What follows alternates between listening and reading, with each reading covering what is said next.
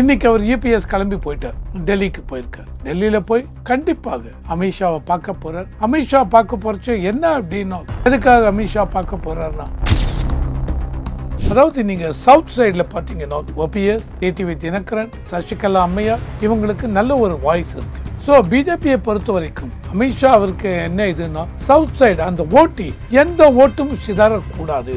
பிஜேபியை பொறுத்த வரைக்கும் டிஎம்கே அவங்கள வெளியில் அனுப்பிச்சது.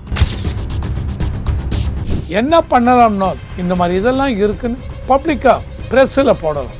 பிரஸ்ல போட்டு அதுக்கு அவங்க என்ன சொல்ல போறாங்க, திமுக இல்ல ஸ்டாலின் அவர்கள் என்ன சொல்ல போறாங்க, என்ன நீங்க ஃபைல் வச்சிருக்கீங்க. ஏன்னா ஆல்ரெடி டிஎம்கே மேல அந்த அளவுக்கு மக்களுக்கு வெறுப்பு இருக்கு. ஆமா கண்டிப்பாக. ஏன்னா இப்ப அவர் சொன்ன சார், நேற்று வரைக்கும் நீங்க ஒண்ணுமே பண்ணல, இப்போ வந்து திடீர்னு இன்னைக்கு கூட பார்த்தேன் எவ்வளவு கோடி மறுபடியும் எவ்வளவு பேருக்கு மகளிர் உரிமை தொகை கொடுக்க போறேன். இன்னைக்கு சார் 5 மாசம் 6 மாசத்துக்கு முன்னாடி, அதாவது லாஸ்ட் மூமெண்ட்ல இவங்க இதெல்லாம் பண்ணும்போது இதனால மக்கள் மாறி விடுவார்களா? ஆனால் ஒண்ணு உறுதியாக சொல்வேன், anti incumbency force against DMK government கண்டிப்பாக இருக்குங்க.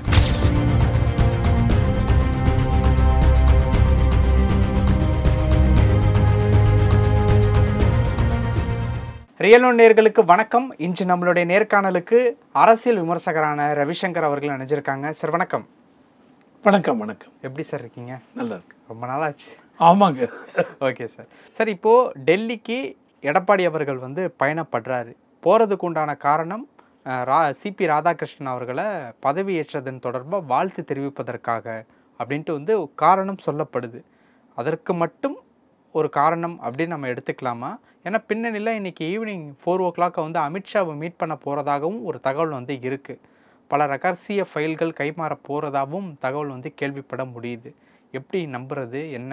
சிபி ராதாகிருஷ்ணன் துணை ஜனாதிபதி அவர்கள் அவரை பார்த்து நேரில் பார்த்து வாழ்த்து தெரிவிக்க போகிறோம். கண்டிப்பாங்க போயிட்டு வாங்க. ஆனால் அதுக்கு மட்டும்தான் போகிறாரு இல்லை. இவரெல்லாம் அரசியல் தலைவர். இவங்க எல்லாருமே வாழ்த்து தெரிவிக்கிறது அதுக்காக மட்டும் போனேன்னு எடுத்துக்க முடியாது. எதனால் அப்படின்னா, இன்னைக்கு இருக்கிற சூழ்நிலை அப்படி. எலெக்ஷன் இன்னும் அனதர் 6 மாதம் எலெக்ஷன் வரப்போகுது. இவங்க கூட்டணிக்குள்ளே சலசலப்பு, ஏடிஎம்கே பார்ட்டிக்குள்ளே சலசலப்பு. பார்ட்டிக்குள்ளே செங்கோட்டையன் அவர் சொன்னார், 10 தேதி 10 நாளைக்குள்ளே நீங்கள் எல்லாரையும் ஓபிஎஸ், டிடிவி தினகரன், சசிகலா அவர்கள் எல்லாரையும் உள்ளே கொண்டு வந்துடணும், பார்ட்டியை ரொம்ப ஒத்துமையாக கொண்டு போகணும், அதனால் 10 நாள் கெடு கொடுக்குறேன் அப்படின்னார். உடனே இவர் இந்த பார்ட்டி போஸ்ட்டை விட்டு தூக்கிட்டாங்க. அதுதான் அவர் யூபிஎஸ், எனக்கு யாரும் கெடு கொடுக்காதீங்க. ஸோ அவர் கொடுத்த அந்த 10 நாள் கெடு 15ஆம் தேதி நேற்றையோடு முடிஞ்சிருது.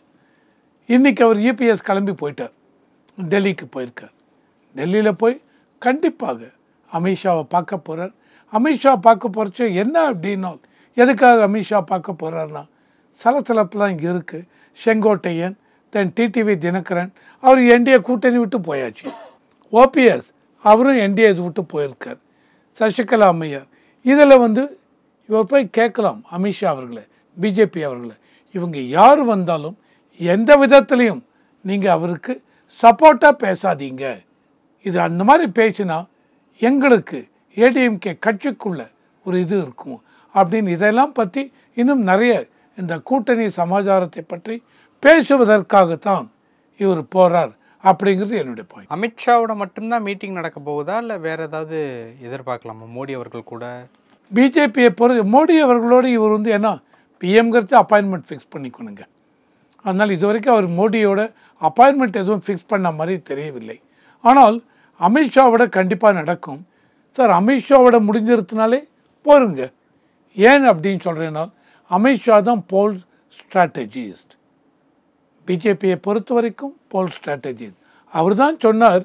என்ன சொன்னார் அப்படின்னா, மார்ச் மாதமே முடிஞ்சிடணும் இந்த கூட்டணி சமாச்சாரம்லாம் அப்படின்னு ட்ரை பண்ணி ஏப்ரல் 10 தேதி வாக்கில் பிஜேபி அண்ட் ஏடிஎம்கே கூட்டணி உருவான நேரமோ என்னவோ இன்னி வரைக்கும் மாற்றி ஏதாவது ஒரு பிரச்சனை வந்துட்டு தான் இருக்குது. இந்த பிரச்சனையில் கண்டிப்பாக இவர் என்ன கான்ஃபிடென்ஸில் யூபிஎஸ் இவங்க யாரையும் அவர் சொல்கிறது யூபிஎஸ் நேத்திய வடபழனியில் பேசினார், பார்த்துருப்பீங்க. அவர் என்ன சொல்கிறார் அப்படின்னா, நல்ல கூட்டம் வருது, யூபிஎஸ் போகிற இடமெல்லாம் நல்ல கூட்டம் வருது, விஜய்க்கும் நல்ல கூட்டம் வருது, சொல்லி தான் ஆகணும். ஆமாம், விஜய்க்கும் நல்ல கூட்டம் வருது. ஆனால் யூபிஎஸ் நேற்று பேசும்பொழுது ஓபிஎஸ் இவங்களை தினகரன் இவங்களெல்லாம் உள்ளே சேர்க்கறது இல்லை. ஏன்னால் தினகரனை பொறுத்த வரைக்கும் 18 பேர் அந்த இக்கட்டான சமயத்தில் 18 எம்எல்ஏஸை அவர் ஏடிஎம்கே விட்டு பிரித்து எடுத்துன்னு போனார். அதை யூபிஎஸ் பாயிண்ட் அவுட் பண்ணுறார். இந்த அளவுக்கு ஒரு துரோகம் பண்ணாரு கட்சிக்குன்னு. ஓபிஎஸை பொறுத்த வரைக்கும் அந்த நோ கான்ஃபிடன்ஸ் மோஷன் வரும்பொழுது எங்களுக்கு ஏடிஎம்கே இதுக்கு அகென்ஸ்டாக ஓட்டு போட்டார் இவர். ஸோ இருந்தாலும் அதையெல்லாம் மறந்துவிட்டு சமாதானம் செய்து கொண்டு நாங்கள் அவருக்கு டெப்யூட்டி சிஎம் போஸ்ட்டும் கொடுத்தோம். இதையும் தாண்டி இவங்க என்ன பண்ணாங்க, பிரச்சனை வரும்பொழுது கட்சியுடைய ஆஃபீஸ்க்குள்ளே பூந்து அடித்து நொறுக்கி தேவையில்லாமல் உள்ள, அதாவது பர்மிஷனே இல்லாமல் உள்ளே வந்து பண்ணிருக்காங்க. இதெல்லாம் இந்த மாதிரி பண்ண இவங்களை எந்த விதத்தில் கட்சிக்குள்ளே சேர்த்துக்க முடியும்? இவங்க எல்லாமே நம்பிக்கை துரோகிகள். இவங்களை எப்படி கட்சிக்குள்ளே சேர்க்கறது? அதையும் சொல்லிவிட்டு இந்த சமயத்தில் பிஜேபி அரசாங்கம், மத்திய அரசாங்கம் அந்த அளவுக்கு எங்களுடைய இக்கட்டான பீரியடில் சப்போர்ட் பண்ணாங்க எங்களுக்காக. பிஜேபி அதை தான் டிடிவி இப்போ மறுத்திருக்காரு, புருடா விட்றாரு அப்படிங்கிற மாதிரி பேசியிருக்காரு. இவர் புருடா விடுறான்னு டிடிவி தினகரன் சொல்கிறார். இவர் இல்லை சப்போர்ட் பண்ணாங்கிறார். எதுக்கு தேவையில்லாமல் சொல்ல வேண்டிய அவசியம் இல்லை. இபிஎஸ்க்கு கூட்டணி உறுதியாகிவிட்டது, தேவையில்லாமல் சொல்ல வேண்டிய அவசியம் இல்லை. அதனால் இபிஎஸை பொறுத்த வரைக்கும் அவர் ஸ்ட்ராங்காக இருக்காங்க. ஒன்றே இது என்ன அப்படின்னா, என்ன தைரியத்தில், அதாவது நீங்கள் சவுத் சைடில் பார்த்தீங்கன்னா ஓபிஎஸ், டிடிவி தினகரன், சசிகலா அம்மையார் இவங்களுக்கு நல்ல ஒரு வாய்ஸ் இருக்குது. ஸோ பிஜேபியை பொறுத்த வரைக்கும் அமித்ஷா அவருக்கு என்ன இதுன்னா, சவுத் சைடு அந்த ஓட்டு எந்த ஓட்டும் சிதறக்கூடாது. பிஜேபியை பொறுத்த வரைக்கும் டிஎம்கே அவங்கள வெளியில் அனுப்பிச்சிடணும் 2026. அதுதான் ஒரே குறிக்கோளில் இருக்கார். அந்த மாதிரி இருக்கிறச்ச அவர் எல்லாரும் ஒன்று சேரணும் பார்க்குறார். ஆனால் எனக்கு இதையும் தாண்டி ஒரு லெவலுக்கு மேலே பிஜேபியால் ஒன்றும் பண்ண முடியாதுங்க. சேர்த்துக்காது. என்ன பண்ணலாம்? இவர் பிஜேபி அமித்ஷா கேட்கலாம் இபிஎஸ்ஸை, ஓகேங்க யாரையும் சேர்த்துக்க வேண்டாங்க.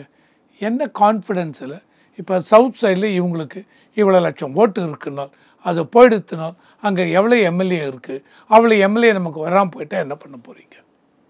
இதுக்கு உங்களுக்கு பதில் இருக்கா? ஒரு plan A, plan B, plan சின்னு இருக்கணும். இவங்க யாரையுமே உள்ளே சேர்த்துக்க மாட்டேங்கிறீங்க. அப்போ என்ன பண்ண போகிறீங்க? என்ன நம்பிக்கையில் நீங்கள் ஏன்னா நீங்கள் தான் ஜெயிச்சிங்கனால் நீங்கள் தான் சிஎம்னு சொல்லியாச்சு. உங்களுக்குன்னு தெரியும் உங்கள் எதிர்காலம் 2026 எலெக்ஷனை பொறுத்து தான். உங்களுங்கிறது நான் சொல்கிறது இபிஎஸ். இதெல்லாம் அமித்ஷா கேட்கலாம். இந்த மீட்டிங்கில் டீட்டெயில்டாக அனலைஸ் பண்ணுவாங்க. Strength and weaknesses. உனக்கு ஏடிஎம்கே என்ன ஸ்ட்ரென்த் எல்லாம் இங்கே இருக்குது, வீக்னஸ்ன்னு பார்க்குறச்ச சவுத் சைடில் ப்ராப்ளம் இருக்குது. அந்த வீக்னஸ் என்ன பண்ண போகிறீங்க? லாஸ்ட் டைம் எலெக்ஷன் 2021 அந்த எலெக்ஷனில் பிஜேபியோட கூட்டணி இருந்தது. அப்போ நீங்கள் என்ன பண்ணீங்க? 65 சீட்டோ என்னமோ தான் எடுக்க முடிஞ்சுது. மேஜர் சீட்டு கொங்கு மண்டலத்தில். தென் பிஜேபிக்கு 4 சீட்டு, பிஎம்கேக்கு 5-6 சீட்டோ. ஸோ இன்னும் ஏடிஎம்கே இதையும் கேட்பாங்க. டிஎம்டிகே பொசிஷன் என்ன? டிஎம்டிகே அவங்கள புரிஞ்சிக்க முடியல. ஜனவரி 9ஆம் தேதி எங்கள் மீட்டிங் நடக்க போகிறது, அந்த மீட்டிங்கில் முடிவு பண்ணுவோன்னு. ஆனால் பிஎம் மோடியை பற்றி அந்த அளவுக்கு அப்ரிஷியேட் பண்ணி பேசுகிறாங்க. ஆனால் டிஎம்கே பக்கம் ஒரு சாஃப்ட் இது இருக்குது. என்ன பண்ண போகிறாங்க தெரியவில்லை. ஓகே சார், இந்த இடத்துல எனக்கு ஒரு கேள்வி. இப்போது இந்த எடப்பாடியினுடைய டெல்லி பயணம், அந்த ஃபைல்கள்லாம் கைமாற போகிறதா ஒரு தகவல் இருக்குது அப்படின்னு சொன்னா இல்லையா? இது திமுகவிற்கு ஏதாவது பாதகமாக அமையுமா? நடக்க போகிற மீட்டிங்காக இருக்கட்டும், இல்லை அவங்க அடுத்தடுத்து எடுத்து வைக்கக்கூடிய ஸ்டெப்ஸ், அதாவது டிஎம்கேவோட ஸ்டெப்ஸ். இப்போ கூட முதல்வர் அவர்கள் தமிழ்நாட்டை தலை குனிய விட மாட்டோம் அப்படின்னு சொல்லிட்டு அவரோட ட்விட்டரோட பேஜெல்லாம் சேஞ்ச் பண்ணி அவர் அப்படிதாங்க பேசணும். அவர் அப்படி தான் பேசணும். இப்போ இந்த டெல்லி பயணம் அவங்களுக்கு ஏதாவது பாதகத்தை கொடுக்க போகிறதுனால பேசுகிறாங்களா அப்படின்னு ஒரு கேள்வி வருது இல்லை? என்னை பொறுத்த வரைக்கும் இவர் என்ன ஃபைலை கொண்டு போகிறார் என்ன?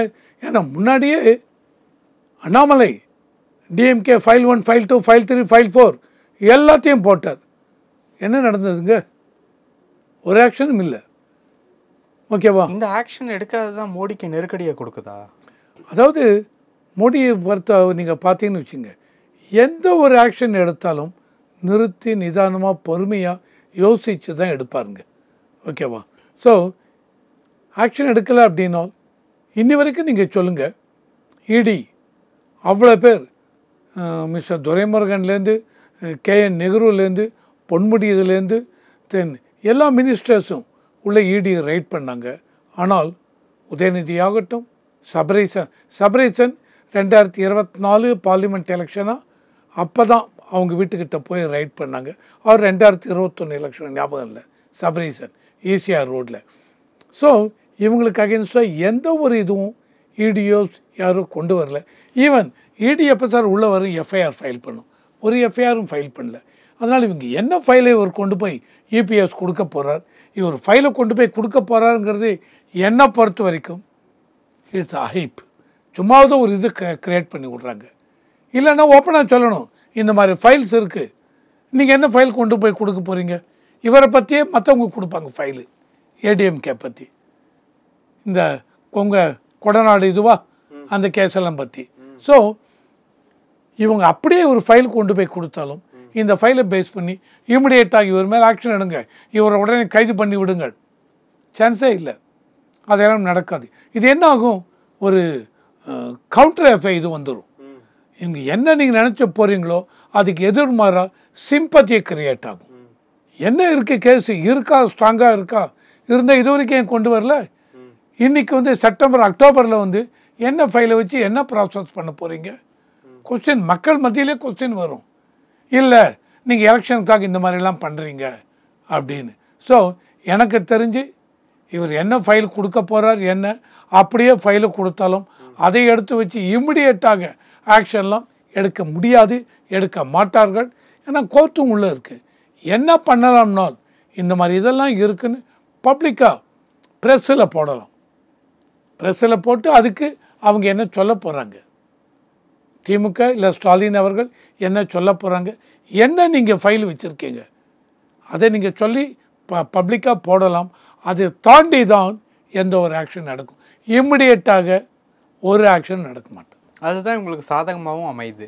இது வந்து சாதகமாக அமையும்னு நான் சொல்ல மாட்டேன். ஏன்னால் ஆல்ரெடி DMK மேலே அந்த அளவுக்கு மக்களுக்கு வெறுப்பு இருக்குது. ஆமாம், கண்டிப்பாக. ஏன்னால் இப்போ அவர் சொன்ன சார் நேற்று வரைக்கும் நீங்கள் ஒன்றுமே பண்ணல, இப்போ வந்து திடீர்னு வந்து இன்றைக்கி கூட பார்த்தேன் எவ்வளோ கோடி மறுபடியும் எவ்வளோ பேருக்கு மகளிர் உரிமை தொகை கொடுக்க போகிறேன். என்றைக்கு சார்? 5 மாதம் 6 மாதத்துக்கு முன்னாடி. நீங்கள் ஆரம்பித்ததே 2021 பதவிக்கு வந்து 3வது வருஷம் நடுவில் தான் ஆரம்பிச்சுங்க. மகளிர் 2.5 வருஷம் கொடுக்கல. அப்புறம் கொடுக்க போகிறேன்னு சொல்லிவிட்டு எல்லாருக்கும் கொடுக்கல. 1 கோடி 1.25 கோடி பீப்புளுக்கு, மீதி எல்லாருக்கும் விட்டு போய் விட்டது. நாங்கள் எல்லாம் விட்டு போனவங்க எல்லாரையும் கொண்டு வர போகிறோம் அப்படின்னு எப்போ 4 வருஷம் கழிச்சு. ஏன் இவ்வளோ நாள் உங்களுக்கு தோணவில்லை? அண்ட் இப்போ வந்து மறுபடியும் இன்றைக்கி எல்லாம் ரிலீஸ் பண்ண போகிறேன் அப்படிங்கிறாங்க. தென் இதையும் தாண்டி மகளிர் சுய உதவி குழு அவங்களுக்கு 2500 கோடியோ 3000 கோடியோ ரிலீஸ் பண்ண போகிறோம் அப்படின்னு போட்டிருக்காங்க. என்ன அவசரம்? ஆல்ரெடி உங்களை பொறுத்த வரைக்கும் 4.25 லட்சம் கோடி வாங்கிட்டீங்க கடன்.